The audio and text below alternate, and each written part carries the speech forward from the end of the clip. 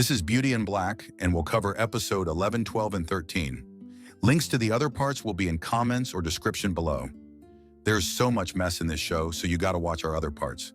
Jules is furious since Kimmy killed two of his bottom girls, Delinder and Body, so he orders Traxon and Alex to find her and bring her to him. Olivia suspects that her foin-ass man Tony has betrayed her. She ordered him to kill Horace and make it look like a robbery, but now Tony's men are nowhere to be found. Tony keeps apologizing, saying he loves Olivia so much. But Olivia says she's gonna miss getting banged sideways by him. Because Tony has failed her, he knows too much to be kept alive. She calls her boys in and orders Tony to get in a bag before one of the men shoots him dead. She badass and keeps her house clean too. Talking about the stipulations of the will, Varney reveals that anyone convicted of a Class B felony will lose their shares. Horace suddenly comes up with an idea. Then he sends Jules a photo of Angel and orders him to look for him. Jules is surprised that Horace knows the guy, but Horace says Angel stole his watch, and now he wants to see him. Traxon and Alex find out that Rain was moved to a different hospital. However, since Horace asked, Jules has no choice but to order his men to look for Angel first.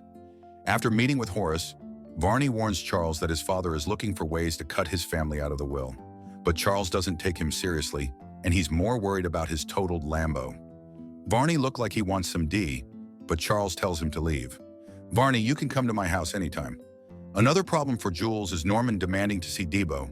He wants to talk to the guy they say killed Ina, but Jules says Debo is already dead. Jules is also worried that Horace finally knows about their money laundering, since Horace wants him to find Angel. However, little do they know, Horace just interested in the immigrants D. Mallory receives a call from Lena one day. Lena tells her that the number of plaintiffs who want to sue Mallory keeps growing, and she's wondering if Mallory wants to talk about a settlement. But Mallory tells Lena to talk to the company's legal team instead of directly contacting her. Meanwhile, Traxon and Alex finally find Angel. There is a gun in the car, and so Angel assumes he's being arrested. As for Judge Harold, he tells Norman that he didn't say anything to Horace despite being threatened. Norman acts like he believes him and offers him a drink. But then he warns Harold that something bad will happen to his daughter if he snitches. At the office, Mallory advises Roy not to meet with Lena because Lena made a viral video of him. However, he's only interested in giving Lena his viral load. As soon as Roy leaves, Calvin grabs the chance to flirt with Mallory. Mallory pretends she doesn't like it, but she secretly enjoys it when Calvin hands her stank underwear. Jillian tries to get back with Calvin, but Calvin doesn't want the Jim Crow smelling girl anymore, so she gives up and starts threatening him instead.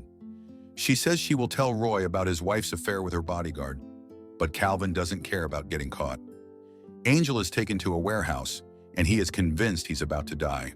Horace shows up and admits he wants to get rid of Angel after he robbed him, but Angel begs and calls him Zaddy. Horace reveals he bought a house for Angel and Kimmy, but after what happened, he doesn't trust Angel anymore. Horace then starts to ask about Kimmy because he wants to know everything about her. Meanwhile, Traxon and Alex are trying to listen in on their convo, but they're having trouble hearing. Varney visits the office to tell Mallory how they should deal with Lena. Then he mentions that Horace has been checking the stipulations in the will and that Mallory should talk to him about it. Mallory notices that Calvin is watching, so she pulls Varney into a tight hug. Roy walks in on them like that and accuses Varney of sleeping with his wife. Varney denies this, but Roy still fires him on the spot. Mallory tells Varney not to worry about it and just continue working. Boy, tell them you as straight as spaghetti when boiled. Rain calls Kimmy to check on her. She finds out that Kimmy is out to meet with Roy. Rain says she finna get her pancake ass out the hospital if Kimmy don't behave. Roy is snorting baby powder and pissed that Kimmy is underdressed. Kimmy starts asking about Sylvie, but Roy doesn't have any idea who she is. Then Kimmy reveals she knows Roy's real identity. Roy says he the dominant one, but Kimmy in her I don't give a fuck era. Kimmy hits Roy and the situation quickly escalates. Then Kimmy snaps and pushes Roy out of the window. Bitch! This new Kimmy don't play.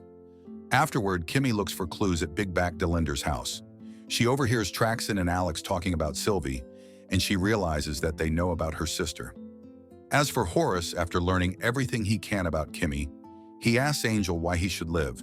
Angel said he'd do anything, from tossing Horace's salad to getting on his knees and a long list of other gay things. Horace is tempted to end Angel's life, but says his face too pretty to kill. So, Horace just leaves Angel behind, with his hands still cuffed. Varney tells Charles that Roy accused him of sleeping with his wife. He says it's not true because he gets nauseous seeing Badge. But Charles believes that Varney will do anything just to get ahead, even sleeping with Mallory. Charles tells Varney to leave because he's trying to finish up in the bedroom. He excuses himself while Varney hears the loud clapping from the living room. Kimmy heads back to the motel, and Angel meets her there. Suddenly, someone is at the door, so she quickly hides. It's Jules, and he's looking for Kimmy. He knows that Angel and Kimmy are friends, so Jules shoots the bed just in case Kimmy is hiding under it. Jules wonders how Angel knows Horace, and Angel lies saying he just stole Horace's watch. When Jules leaves, Kimmy finally comes out. She wants to leave and continue looking for Sylvie, but Angel warns her that there might be someone waiting for her outside. Rain calls Kimmy again, and she picks up this time only to say that she killed Roy. While they're talking, Horace walks into the hospital room and talks to Rain. Rain keeps the call going so Kimmy can hear the conversation. Horace reveals who he is, but Rain declines to reveal any information about Kimmy no matter what he says. So Horace starts poking Rain's back alley BBL to cause her pain, and because Kimmy's battery is depleted, the call is dropped. Kimmy can't take it anymore, so she finally leaves her room. Unfortunately, Traxon catches her right away. He reports to Jules immediately, and Jules promises to make Kimmy pay for causing him so many problems. Meanwhile, Charles asks Mallory to meet him that night. Jillian is overjoyed because she thinks Mallory is mad at Calvin and that their affair will soon crumble and she can get Calvin's 12-incher once again. When Angel returns to the club, he's surprised they have new security. A dancer named Felicia asks him where Kimmy is, but Angel denies knowing her whereabouts and says, "Bye, Felicia." Then another dancer named Dustin shares that Buddy and Delinder are not around, which worries the rest of them. Angel pretends to be shocked when he hears this. Then Dustin says Salvo died after he stole a rich guy's car. However, instead of stopping, Dustin now plans to rob said rich guy because they know where he lives. On the other hand, Angel is very clear he doesn't want to be part of it. After showering with his side piece, Charles escorts the random dude out while Varney watches. Varney tells Charles he's tired of hiding their relationship. He's willing to reveal it to everyone, but that means Charles has to stay committed to him only. But Charles is not sure he can stick to just one eggplant. He still believes that Varney cheated on him with Mallory, even though Varney denied the allegation. "Boy, you were out here getting your back broken by all of Atlanta this entire time." When Mallory arrives at the restaurant, Charles asks her about Varney. He says Roy told him about the affair, and he wants to confirm if it's true. Mallory denies it and says Roy was just trying to create a problem. Then she says goodbye after learning it's all that Charles wants to talk about. Elsewhere, Kimmy tries to get Traxon to feel sorry for her, but Traxon is determined to deliver her to Jules, so he warns Kimmy not to pull any stunts on him. But Kimmy, more determined, tightens the seatbelt and uses pepper spray on Traxon before grabbing the wheel to control the car. The vehicle swerves and flips over before crashing. After the car crash, Kimmy pepper sprays Traxon some more, then gets out without any serious injury, while Traxon is left stuck inside. A car happens to pass, and a woman gets out and offers to help. Kimmy then steals the woman's car, leaving Traxon behind. Since the car is at the edge of an overpass, it's about to fall over. Unfortunately, Traxon is able to get out safely before the car falls. Mallory still wants to know who Roy's side chick is. She presses Jules for an answer, so Jules finally gives in and tells her the name of the hotel. Mallory tells Jillian to get out of the car, then Calvin drives her to her location. Jules doesn't really want to be bothered by work because it's his daughter's birthday, but he's pissed that Kimmy has escaped from Traxon. Lucky for Jules, his wife and daughter are very understanding. They think he is a very good man, not knowing he's trafficking girls. Charles heads back to the strip club for a good time. Dustin recognizes him as the rich guy Salvo robbed, so he wants to try robbing him again. But Charles is not into him because who the hell would top? Charles knows the bottom boy is trying to steal from him and tells him to get out his face. After getting rejected, Dustin tells Angel it doesn't matter because he knows his address anyways. While at the club, Angel sees Felicia pulling another girl. He recognizes that it's Sylvie and that she's so high on drugs. Felicia is about to push her on stage, but Angel volunteers to care for the girl himself. Felicia thinks Angel is finna have his way with Sylvie and is willing to give the 15-year-old to him. Felicia literally gutter trash. While Sylvie screams no, Angel pulls Sylvie into a room and introduces himself as Kimmy's friend. Angel tries calling Kimmy, but she doesn't pick up. He then advises Sylvie to stay hidden, and he will come get her later. At the hotel, the employee recognizes Mallory and brags about being a longtime user of their product. She says she don't care about the cancer claims and still uses the products. She then hands Mallory a key to Roy's room. When they open the door, the room is trashed. They look for Roy and find him on the balcony below. They think he either jumped or someone pushed him. Calvin tends to him and asks Mallory to call for help. She's also very disappointed that her husband is still alive. Mallory refuses to call an ambulance, so Calvin carries Roy down the stairs instead.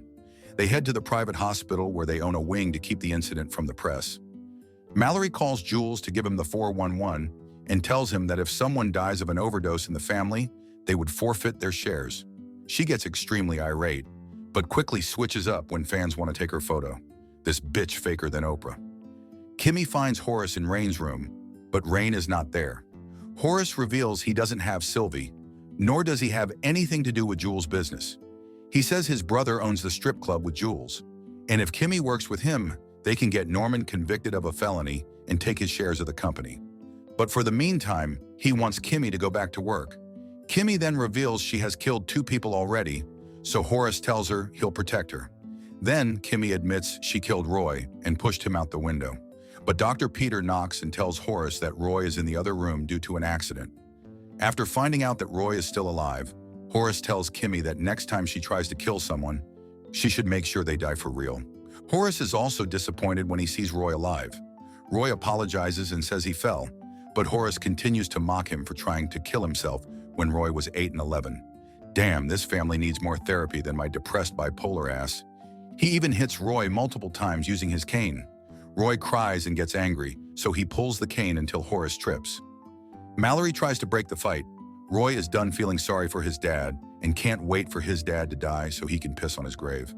Kimmy is glad that Rain is safe after all.